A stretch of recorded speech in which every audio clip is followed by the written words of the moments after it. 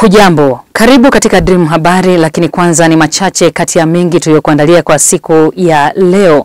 Waziri Mkuu wa Jamhuri ya Muungano wa Tanzania Kassim Majaliwa ametembelea eneo la Somanga kukagua miundombinu ya barabara kuu ya Dar es Salaam Lindi iliyoharibiwa na mvua zinazoendelea kunyesha nchini. Imeweza kuwa kambi ya matibabu ya macho itakayofanyika Aprili 18 hadi 21 mwaka huu katika jiji la Mbeya inakwenda kuwafikia wananchi wengi wasio na uwezo wa kumudu gharama za matibabu. Na katika michezo tunaarifiwa kuwa michuano ya ligi ya mabingwa barani Ulaya kuendelea leo katika hatua ya robo finali mkondo wa pili. Taarifa ya habari inapatikana kupitia akaunti yetu ya YouTube ya Dream TV, lakini pia tufuatilie kupitia kurasa zetu za mitandao ya kijamii za Facebook na X, zamani Twitter ni Dream FM na Instagram ni Dream FM TZ. Na sasa ni muda wa kuziangazia kwa kina taarifa tulizokuandalia kwa siku ya leo, na uko nami Resta Fares. Inaweza kuwa kambi ya matibabu ya macho itakayofanyika Aprili 18 hadi 21 mwaka huu ndani ya jiji la Mbeya inakwenda kusaidia na kuwafikia wananchi wengi wasio na uwezo wa kumudu gharama za matibabu. Kwa mujibu wa mganga mkuu wa mkoa wa Mbeya Dr. Elizabeth Mnyema, ni kwamba kupitia kambi hiyo wananchi watakwenda kupata huduma za uchunguzi wa macho, kupata miwani bure pamoja na huduma ya upasuaji. Undani wa taarifa hii anao mwanahabari Esau Godwin. Dr. Elizabeth Mnyema ni mganga mkuu wa mkoa wa Mbeya. Mbali na kueleza huduma zitakazotolewa, lakini pia amemshukuru mbunge wa jimbo la Mbeya mjini Dr. Tulia Ackson pamoja na taasisi ya Bilali Museum of Tanzania kwa kutoa huduma hiyo na kuwakaribisha wananchi wote wa jiji la Mbeya kushiriki. Niweze tu kutoa shukrani zangu za dhati kabisa kwa sababu kambi hii imeandaliwa na Mheshimiwa mbunge wa Mbeya mjini na rais wa mabunge duniani IPU Mheshimiwa Dr. Tulia Ackson kwa kushirikiana na taasisi ya The Bilali Muslim Mission of Tanzania pamoja na taasisi ya Tulia Trust kwa kushirikiana na hospitali ya rufaa ya kanda ya Mbeya. Tupende kualika na kuwakaribisha sana wananchi na Watanzania kupata huduma hii. Huduma zitakazoweza kutolewa katika kambi hile ambayo itafanyika ndani ya siku 4 ni huduma za kuchunguza macho, lakini tutakuwa na huduma za kutoa matibabu ya macho, lakini tutakuwa na huduma za kutoa miwani bure kwa wale watakaopata changamoto kwamba watahitaji kutumia miwani. Kwa hiyo kutakuwa na huduma ya miwani ambayo itatolewa bure kabisa. Naye afisa habari wa taasisi ya Tulia Trust Joshua Edward amesema kambi hiyo ya matibabu itakwenda kuwasaidia wanambeya wenye matatizo ya macho, lakini wameshindwa kuipata huduma hiyo kutokana na sababu mbalimbali zikiwepo za kipato. Na gharama zote hizi hakutakuwa na gharama yoyote ya kwamba mtu atatakiwa kulipa hata senti moja. Gharama hii itakuwa ni juu ya taasisi hizi mbili ambazo zimeshirikiana kwa kushirikiana na ofisi ya mbunge wa jimbo la Mbeya mjini Mheshimiwa Dr. Tulia Ackson. Na matibabu haya hayatahusu Mbeya pekee. Kwa tunaamini kanda nzima ya huku, kwa maana kwamba mikoa ya jirani pia na sehemu zingine watu ambao wanaweza wakaja kushiriki kwa ajili ya kupata matibabu hayo tunawakaribisha hapa jijini. Hii ni mara ya pili kwa mbunge wa jimbo la Mbeya mjini Dr. Tulia Ackson kupitia taasisi yake ya Tulia Trust kuandaa kambi ya matibabu ya macho yenye lengo la kuwasaidia wananchi wa jiji la Mbeya wasio na uwezo wa kupata huduma hiyo kutokana na sababu mbalimbali, ikiwa ni pamoja na kumudu gharama za vipimo na matibabu kama vile upasuaji. Esau Godwin, Dream TV habari. Naam, huyo ni mwanahabari Esau Godwin ambaye amehitimisha taarifa hiyo kutoka jijini Mbeya ikieleza kuhusiana na kambi ya madaktari wa macho. Waziri Mkuu wa Jamhuri ya Muungano wa Tanzania Kassim Majaliwa leo mapema amewasili eneo la Somanga kukagua miundombinu ya barabara kuu ya Dar es Salaam Lindi iliyoharibiwa na mvua zinazoendelea kunyesha nchini. Hatua hiyo imekuja mara baada ya agizo la Rais wa Jamhuri ya Muungano wa Tanzania Dr. Samia Suluhu Hassan kumwagiza Waziri Mkuu Majaliwa kuweka kambi katika mikoa hiyo ili kuhakikisha miundombinu hiyo imeimarishwa. Sara Mwambepo ndiye mwenye undani zaidi wa taarifa hii. Mapema jana katibu wa NEC itikadi uenezi na mafunzo wa Chama cha Mapinduzi CCM Amos Makalla alisema kuwa Waziri Mkuu Majaliwa atafika katika eneo hilo kukagua hali halisi ya kuhakikisha mawasiliano yanarejea kama alivyoelekezwa na Rais Dr. Samia Suluhu Hassan.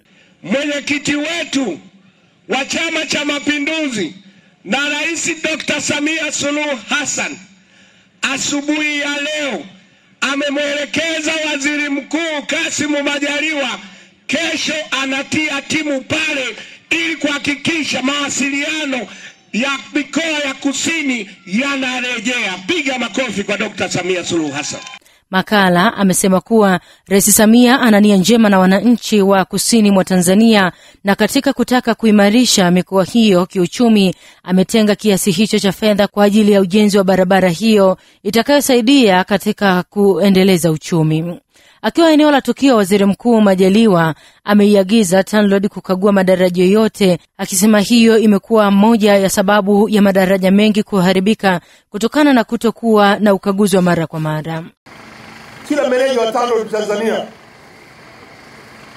ni wajibu wake na wafanye hivyo, kuyatembelea madaraja yote kila baada ya mvua kunyesha na kutembelea na makaravati yote na kuhakikisha kipenyo cha daraja kinabaki kuwa kile kile kilichojengwa.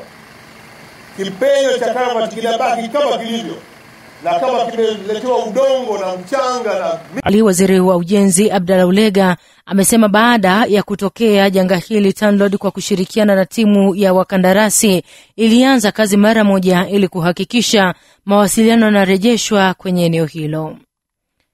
Mimi ni Sara Mwambepo wa Dream TV. Shukrani sana Sara Mwambepo. Kwingineko, wakulima mkoani Songwe wametakiwa kuuza mazao yao ya kimkakati ikiwemo kahawa na ufuta kupitia mfumo wa stakabadhi ghalani ili kupata bei stahiki ya mazao hayo na hatimaye kujiinua kiuchumi. Wito huu umetolewa na meneja wa bodi ya usimamizi wa stakabadhi ghalani David Sukali wakati wa mafunzo maalum kwa wajumbe wa kamati ya usalama ya wilaya ya Mbozi na wakuu wa idara ya halmashauri kuhusu mauzo ya mazao kupitia mfumo wa stakabadhi ghalani. Claudi Elias na taarifa zaidi. Akizungumza katika mafunzo hayo, meneja huyo wa bodi ya stakabadhi ghalani David Sukali amesema Rais wa Jamhuri ya Muungano wa Tanzania Dr. Samia Suluhu Hassan amesema dhumuni la kuuza mazao kwa kutumia mfumo huo ni katika kuhakikisha mkulima ananufaika na kilimo chake. Majukumu haya yote bodi ya usimamizi wa stakabadhi za ghala inayatekeleza kutokana na mahitaji yanayokuwa yamejitokeza kwa wadau katika maeneo mbalimbali hapa nchini. Katika mazingira hayo ni kwamba Mheshimiwa Rais wa Jamhuri ya Muungano wa Tanzania amekuwa katika mikutano mbalimbali akielezea na kusisitiza matumizi ya mfumo wa stakabadhi za ghala kutumika katika mazao ya kimkakati yanayozalishwa katika nchi yetu. Kwa kwenye mikutano ambayo imekuwa mikutano ya ndani na ya nje amekuwa akielezea, na viongozi wengine ambao wenye dhamana wamekuwa wakielezea matumizi ya mfumo hii. Taasisi hii bodi ya usimamizi wa stakabadhi za ghala inashirikiana na mamlaka zingine ambazo zipo kisheria ambazo zinatekeleza mfumo kwa namna yake, kila mmoja kwenye majukumu yake. Bodi ya usimamizi wa stakabadhi za ghala inakuwa na jukumu katika mfumo huu kuendesha mauzo haya kwa kuandaa maghala rasmi ambayo yanakuwa yameandaliwa na vyama vya ushirika, na sisi tunakuwa na jukumu la kuhakikisha waendesha maghala ambao wenye viwango na sifa tunawapatia leseni. Awali akifungua mafunzo hayo, mkuu wa wilaya ya Mbozi Hamadi Mbega amesema lengo la mafunzo hayo ni kuwajengea uwezo viongozi hao katika mfumo wa stakabadhi ghalani, akisema mfumo huo ni nyenzo muhimu kwa maendeleo ya kilimo na kuhakikisha uwazi katika biashara ya mazao na kuongeza mapato kwa wakulima. Mamlaka ya kusimamia na kuhamasisha mifumo ya matumizi ya stakabadhi wao ndio mamlaka ya kutoa elimu kwa wadau wakiwemo wakulima na sisi ambao ni wasimamizi wa wakulima. Kwa hiyo umekuja kwenye wilaya yetu leo ni baraka ya kipekee kutekeleza maelekezo ya Mheshimiwa Rais, kutoa elimu hiyo na kuhamasisha wakulima juu ya matumizi hayo. Lakini kabla ya kuwafikia wakulima, sisi kama viongozi kwenye wilaya ni wadau muhimu sana, wadau namba moja ambao tunapaswa kufahamu kwanza sisi kabla ya kufahamishwa wao wengine. Na kama mnaofahamu kwenye maeneo yetu tunayoongoza, ni muhimu kutumia nafasi zetu zilizokuwa nazo kuwapa elimu wananchi juu ya umuhimu wa taasisi hii au umuhimu wa bodi hii. Ndugu zangu, sisi kwenye mkoa wetu wa Songwe tumechelewa kidogo kwenye hilo. Huu mfumo wa stakabadhi ghalani ulishaanza kwenye maeneo mengine. Kule Mtwara ulishaanza kwenye korosho, si ndio? Singida kwenye alizeti na kahawa kule Kilimanjaro ulishaanza. Sisi tumechelewa sana. Kwa hiyo ni wakati sahihi wa kutoa ushirikiano wa kutosha kupata elimu hii ambayo itakuwa na tija kwa wakulima wetu. Naye mwenyekiti wa halmashauri ya wilaya ya Mbozi, George Msiani, amesema kuwa mfumo huo unachochea chachu ya uzalishaji wa wakulima na watainua kipato chao kwa sababu ya soko la uhakika. Kwanza kwa mfumo huu, moja, itachochea chachu kwa wakulima wetu kuzalisha kwa tija. Kama mlivyosema, maana yake elimu ya ugani italazimu kushuka kwa elimu ya ugani. Kwa elimu ya ugani kisha shuka kule chini, tunaamini uzalishaji wenye tija utawasaidia wakulima wetu kuinua kipato. Kuliko kwa sasa watu walikuwa wanazalisha tu kwa holela. Sasa wakishaona kuna soko la uhakika, tunaamini hata uzalishaji utaimarika. Lakini kwa sisi Mbozi, kwa ile tuna ufunao, kwa sababu moja, tuna skimu za umwagiliaji ambazo tunaamini zitafanya uzalishaji ufanyike katika msimu wote, ili mradi tu elimu imeshuka ipasavyo kule chini, na tunaamini wakulima wetu watakwenda kupata kipato kilicho imara kwa msimu wote. Claudia Riasim, Dream TV. Mtazamaji wa Dream TV, na kukumbusha kuendelea kufuatilia kurasa zetu za mitandao ya kijamii za Facebook na X ni Dream FM, na Instagram ni Dream FM TZ, na Instagram ni Dream FM TZ. Na sasa tuziangazie taarifa za mataifa mbalimbali kama inavyoletwa kwako na Brown Tinda. Na katika habari za kimataifa tunaanzia huko Washington. Aliyekuwa rais wa Marekani Joe Biden amekosoa sera za ustawi wa jamii katika utawala wa Donald Trump kwenye hotuba yake ya kwanza tangu kuondoka madarakani.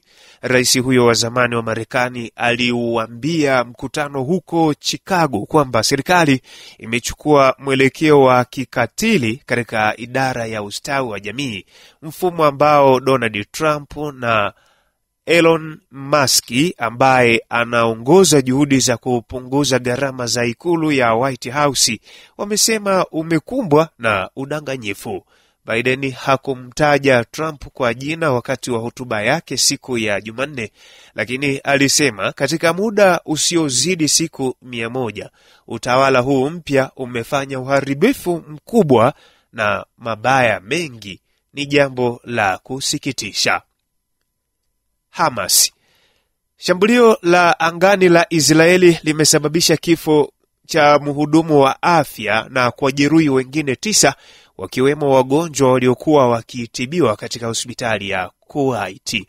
Wakati mashambulizi dhidi ya hospitali yakiendelea, Israeli imekuwa ikidai kuwa Hamas hutumia vituo vya afya kwa shughuli za kijeshi, lakini wahudumu wa afya wamesema madai hayo hayana msingi.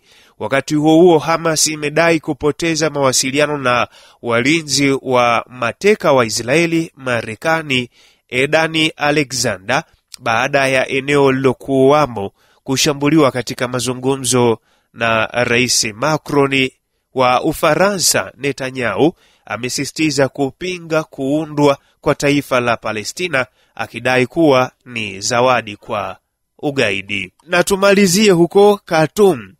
Wakati jeshi la Sudani jana likitangaza kuwa limesonga mbele katika eneo la Omdurman magharibi na kukomboa maeneo 3 na kambi moja kutoka kwa wanamgambo wa kikosi cha msaada wa haraka RSF. Kiongozi wa vikosi vya RSF nchini Sudani, Mohamed Hamdani, amesema kundi hilo limetangaza kuundwa kwa serikali mbadala, akiita hatua hiyo kuwa ni mustakabali wa kweli wa Sudani. Tangazo hilo limekuja wakati Sudani ikiendelea kukabiliana na mgogoro mkubwa wa kibinadamu uliosababisha vifo vya maelfu na kuwafurusha watu milioni 13 makwao, kwa mujibu wa Umoja wa Mataifa. Naam, mtazamaji, huyo ni Brown Tinda katika habari za mataifa mbalimbali. Na katika michezo tunaarifiwa kuwa michuano ya ligi ya mabingwa barani Ulaya kuendelea leo, hatua ya robo finali mkondo wa pili. Huyu hapa Johnny Jerome akikuletea mkusanyiko wa habari za michezo. Naam, katika michezo, nusu fainali ya CRDB Federation Cup imepangwa kuchezwa katika viwanja vya Mkwakwani jijini Tanga na Tanzanite Kwala uliopo mjini Babati mkoani Manyara.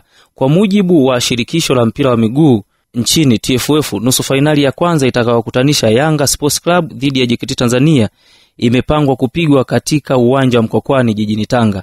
Mchezo wa nusu fainali ya pili utakaokutanisha Simba Sports Club dhidi ya Singida Black Stars umepangwa kupigwa katika uwanja wa Tanzanite Kwala uliopo mjini Babati mkoani Manyara. Ikumbukwe kuwa Yanga Sports Club wametinga hatua ya nusu fainali kwa kuwaondosha Stand United kwenye mchezo wa robo fainali, wakati JKT Tanzania wakiwatoa Pamba Jiji. Simba Sports Club wao walifanikiwa kuwaondosha matajiri wa Mbeya, klabu ya Mbeya City, katika hatua ya robo fainali, huku Singida Black Stars wakitinga nusu fainali kwa kuangoa Kagera Sugar. Michezo hiyo imepangwa kuchezwa Mei 16 kwa nusu fainali ya kwanza, lakini Mei 18 kwa nusu fainali ya pili. Kwingineko kimataifa, michuano ya ligi ya mabingwa barani Ulaya imepangwa kuendelea siku ya leo, huku ikiwa ni sehemu ya pili ya robo fainali ya michuano hiyo, huku mchezo mojawapo ni kati ya Real Madrid dhidi ya Arsenal, huku mchezo wa pili ukiwa ni kati ya Inter Milan dhidi ya Bayern Munich kutoka Ujerumani. Naam, asante sana Johnny Jerome kwa mkusanyiko huo wa habari za michezo. Na kabla ya kuhitimisha Dream Habari, nikukumbushe tena machache kati ya mengi tuliyokuwa nayo kwa siku hii ya leo. Waziri Mkuu wa Jamhuri ya Muungano wa Tanzania Kassim Majaliwa mapema leo amewasili eneo la Somanga kukagua miundombinu ya barabara kuu ya Dar es Salaam Lindi ambayo imeharibiwa na mvua zinazoendelea kunyesha nchini. Imeelezwa kuwa kambi ya matibabu ya macho itakayofanyika Aprili 18 hadi 21 mwaka huu ndani ya jiji la Mbeya itakwenda kusaidia na kuwafikia wananchi wengi wasio na uwezo wa kumudu gharama za matibabu. Na katika michezo, michuano ya ligi ya mabingwa barani Ulaya kuendelea leo, hatua ya robo finali mkondo wa pili. Na huo ndio mwisho wa Dream TV Habari. Endelea kutufuatilia kupitia kurasa zetu za mitandao ya kijamii, Facebook na X Dream FM, na Instagram ni Dream FM TZ, na kupitia akaunti yetu ya YouTube ya Dream Media TZ. Kwa heri.